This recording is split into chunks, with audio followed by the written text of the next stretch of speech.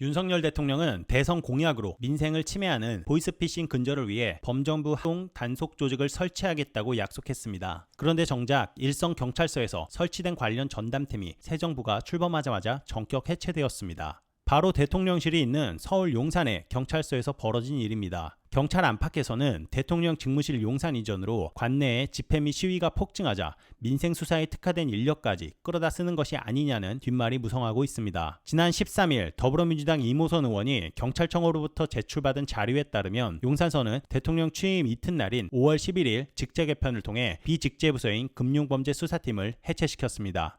해당 팀에 근무하던 경찰 수사관 6명은 수사과 내에 경제범죄수사팀, 지능범죄수사팀 등으로 재배치된 것으로 전해졌습니다. 2018년 2월 서울경찰청이 보이스피싱과의 전쟁을 선포하고 용산서에 전담팀을 꾸린 지 4년 3개월 만에 조직이 공중분해된 셈입니다. 이를 두고 경찰 안에서는 대통령 직무실 이전과는 무관치 않다는 얘기가 흘러나오며 용산서는 이번 직제 개편에서 교통과와 안보과, 공공안전 정보 외사과의 인력을 대거 늘렸습니다. 대통령 경호를 위해 각종 첩보 수집 필요성이 커지고 관내에 집회 및 시위 또한 폭증하자 관련 조직을 보강한 것입니다. 여기에 앞으로 불법 시위를 수사하려면 인력을 더 확충해야 해 보이스피싱 전담팀을 해체하는 방식으로 인력을 재배치했습니다. 경찰 관계자는 통상 지시법 위반 사건 등은 지능범죄수사팀에서 담당한다며 향후 관내의 집회 및 시위 수사건이 많아질 것으로 예상돼 보이스피싱 수사 인력을 그쪽으로 돌린 것이라 말했습니다. 용산서 사정에 밝은 또 다른 관계자도 직제 개편 이전부터 집회 업무가 급증해 전담팀이 차출되는 경우가 종종 있었던 것으로 알고 있다며 결과적으로 전담팀이 집무실 이전에 유탄을 맞은 것이라 말하였습니다. 물론 국가 최고 권력의 터전을 옮긴 만큼 관할 경찰서의 인력 보강과 재배치는 불가피한 측면이 있습니다. 하지만 문제는 별다른 의견 수렴 없이 왜 하필 민생 수사의 인력이 타겟이 됐냐는 점입니다. 이는 새 정부의 기조와도 배치됩니다.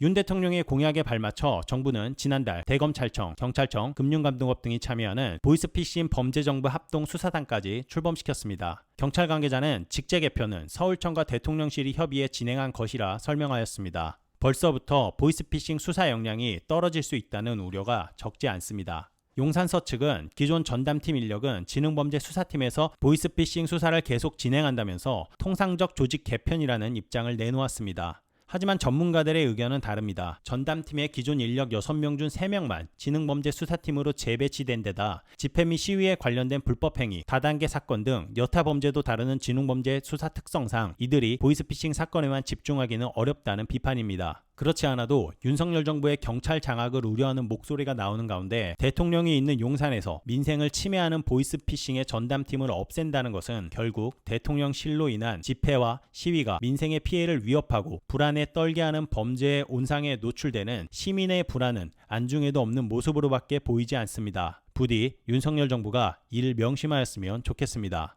이상 용산정책연구소였습니다.